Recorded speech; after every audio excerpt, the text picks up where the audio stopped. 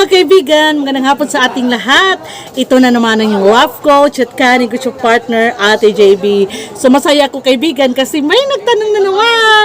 Masaya talaga ako pag nakakatanggap ako ng mga katanungan, no? Yung pag may mag-comment sa aking mga videos at nagtatanong, masaya ako kaibigan, no? Dahil hindi na ako mag-isip pa kung ano po yung ating gagawin na topic. Mas mapapadali yung ating gagawin na video, na vlog, no? Yung ating content at makakatulong rin tayo sa ating kapwa. So, ito nga po pala ang katanungan ng ating kapatid, no? Tungkol po sa ating sari-sari store business.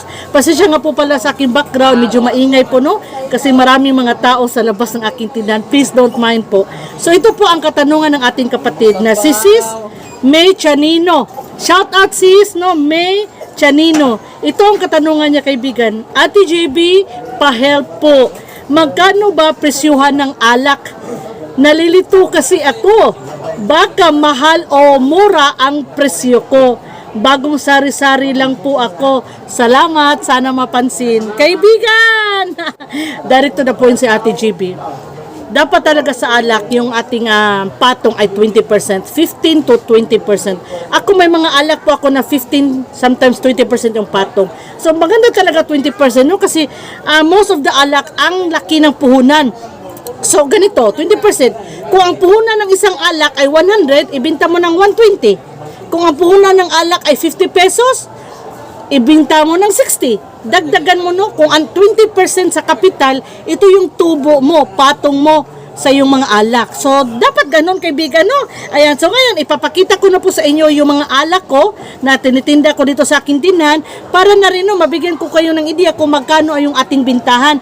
Again, hindi ko sinasabi na ito talaga yung binta nyo kasi hindi naman tayo parehas ng wholesalers, suppliers na pinagkukunan ng mga alak.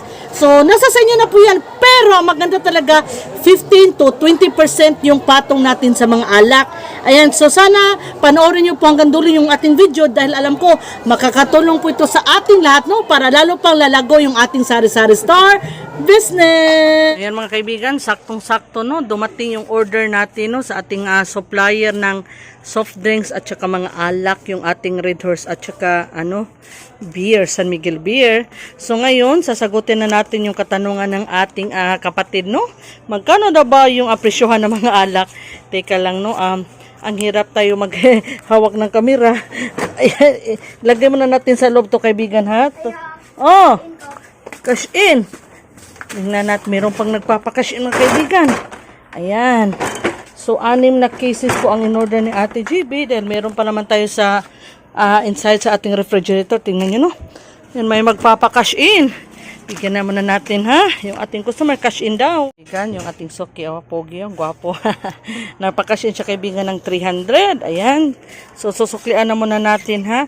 Actually, may lagayan po ako ng GCash money. Yung GCash ko po, yung ating benta sa GCash or basta yung ating sales dito ko po kinukuha, no? Nakalagay po dito GCash money. Iba po yan dito, no? Sa ating benta araw-araw. So, 9 ang bayad dong. Susuklian ko muna siya mga kaibigan, ha? Yan mga kaibigan, ang sukli ng ating soki. Nagpa-GCash po siya ng 300. Ang patong natin ay 9 pesos. 191 dong, ha? Salamat.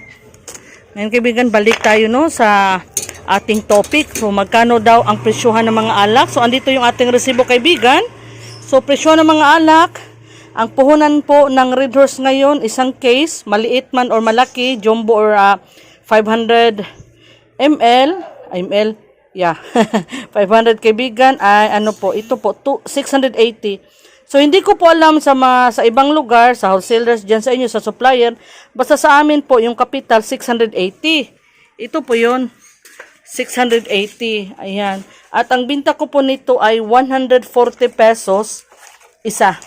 So, 140 pesos isa. So, ito lahat ay magkano ba? 280, 280, 280. So, 840. 840 ang isang case. Ang binta ni Ate JB ay 840. So, mga 160, no? 160 po ang ating ang ating profit or kikitain sa isang case. Ayan, may customer na naman kaibigan. So, sinsya na kayo ha. Ako lang kasi yung nagbabantay ngayon. Si Francis natutulog. At saka yung anak ko kasi may work sila. Butin? Ayan, may utang ng butin kaibigan. No? Nagtitinda rin ba kayo ng mga butin na kaibigan? Yung butin kaibigan, yung gamit sa pagluluto. Ayan. Ang daming boxes ito kaibigan, no? Kasi nag-deliver si Pure Gold at saka si Grocery. Ayan. So may uutang, nagpapautang nga pala ko kaibigan, no? May uutang po ng 2 butin. Yung butin kaibigan, ang puhunan po nito ay 25 pesos at binibinta ko po ng 32. So bawat butin may po ako 7 pesos na kita or tubo. Ayan. So ito mga kaibigan, na utang po ito. So, nagpapautang si Ate GB, no? Okay namang magpautang. Huwag kayong matakot, kaibigan. Basta magaling maganda magbayad. Okay po yan. Neraday? Okay, isa ka teacher. Ay, meron pa pala kaibigan, no? So, higyan naman natin, no? Ito yung kaibigan, no? Medyo mahirap talaga. Yung tayo ay isang maliit na content creator. Tapos, tayo, nagtitinda at the same time. Masaya mo, Day?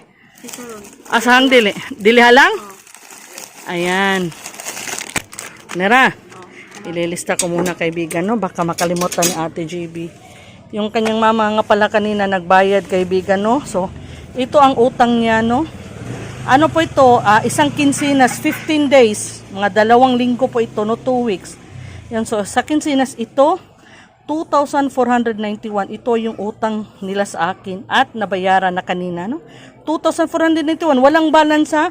Fully paid po yan. Kaya ngayon, after paying, nakabayad na. Utang na naman. Okay lang yan.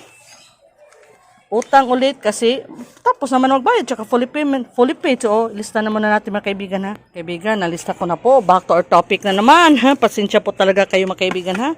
Ayan. So, gusto ko lang rin ipakita sa inyo ang nagaganap sa aking tindahan habang tayo ay gumagawa ng vlog. Gusto ko rin ipakita sa inyo yung ating mga nangyayari dito sa tindahan, no, para ma-motivate rin kayo magtinda. Ayan, yung oras ngayon ay 4 PM. Mamaya lang mga 5 or 6, dadami na yung ating mga customers. Again, kaibigan ha, ang puhunan po ng alak, Red Horse na malaki at maliit, saka itong San Miguel Beer, 680 sa aking supplier dito sa Cebu. 680, 1 case, binibinta ko ng 140. 140 po ito. So, itong lahat, isang case, 840. So, ang aking pong profit ay 160. Ito naman pong maliliit na Red Horse, ang bintahan ni Ate JB. Parehas lang po ang presyohan, puhunan. Ang bintahan ko po nito, maliit, 70 pesos lang. Ayan. Yun yung ating presyohan ng alak sa mga, ano ba to? Ayan, i-on muna natin ang light ha. Yung ating mga Red Horse sa beer. Ngayon, pupunta naman tayo sa ating mga hard liquor. Pasensya po, ang gulo ng tindahan ko, kaka-deliver lang. Bagong deliver po itong basahan. Ito rin junk foods, bagong deliver. Hindi magkasya sa harapan, oh. Puno na. Kaya dito na muna. Ito po yung aking bintahan, ay yung mga alak. Yan, yung mga tools ng asawa ko kasi po, siya po ay electrician. Electrician siya, yung mga tools niya. So yung, ito yung mga alak ko, nasa ilalim talaga siya, no? Mababa siya, nilagay. Kasi nga, kung merong lindol, wag naman sana, safe yung ating mga alak. At mayroon dyan, oh. Yung nakaraang lindol na malakas kaibigan, so thankful tayo kay God, hindi ito nahulog kasi nga ito may nakaprotect sa kanila at nasa mababa. Huwag tayong magbutang, lumabas na aking pagkabisaya.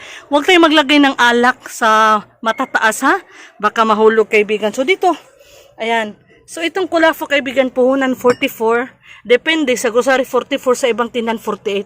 Binibinta ko ng 53. Yung malalaking kulafo kaibigan, ang puhunan niya 90, binibinta ko ng 105. Si Tanduay Silik, ang puhunan niya 134, sometimes 135. Binibinta ko po yan ng 160.